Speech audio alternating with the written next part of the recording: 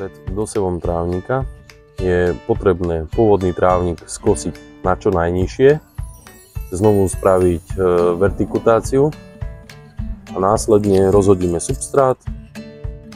Plochu pred vysiatím trávnika sme si prebehli vertikutátorom, aby sme rozrušili vrchnú vrstvu pôdy. Následne tento bordel, ktorý vznikol prerezaním, vyhrabeme pomocou hrably.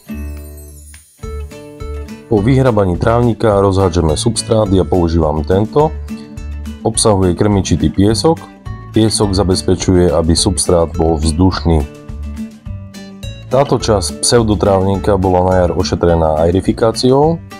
Ak máte záujem, v pravom hornom rohu vám priložím odkaz na video, kde som túto aerifikáciu robil. Substrát rovnomerne pomocou hrably rozsiahneme po celej ploche, ktorú ideme vysievať. Pomocou dlhej laty alebo vodováhy si zrovnáme substrát. Eliminujeme tak väčšie jamy v trávniku. Podklad pre výsev máme nachystaný, pristúpime k nasypaniu osiva do výsevného vozíka.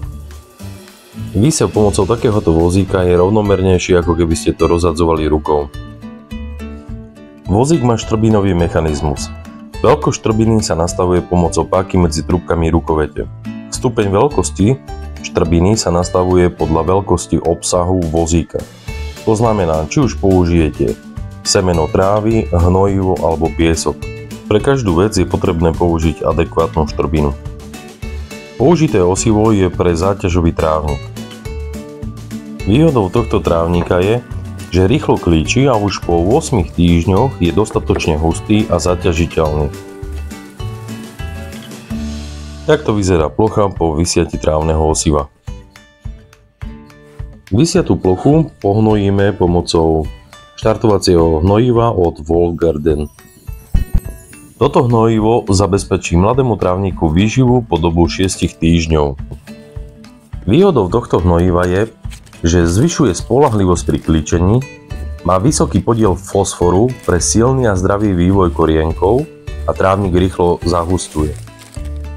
Na hnojenie použijeme zase tento vozík. Štrbinu na vozíku musíme nastaviť podľa veľkosti zrn tohto hnojiva. Ďalšou výhodou tohto hnojiva je, že zrno hnojiva je relatívne rovnomerné, je rovnakej veľkosti. Ak ste pozerali moje video o jarnej údržbe trávnika, odkaz vám dávam vpravo hore, tak som použil hnojivo, prvé, ktoré som zohnal tu v obchode, ale nevýhoda tohto hnojiva bola, že veľkosť jednotlivých zrn hnojiva bola rôzna. Tým pádom to hnojenie nie je rovnomerné.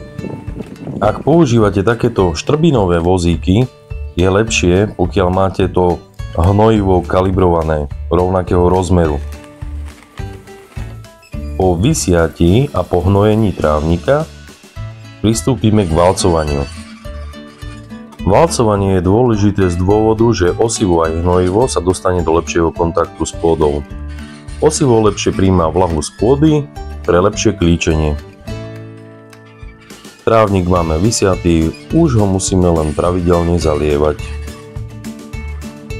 Osivo aj hnojivo, rovnako aj vozík som kupoval v spoločnosti Boyle.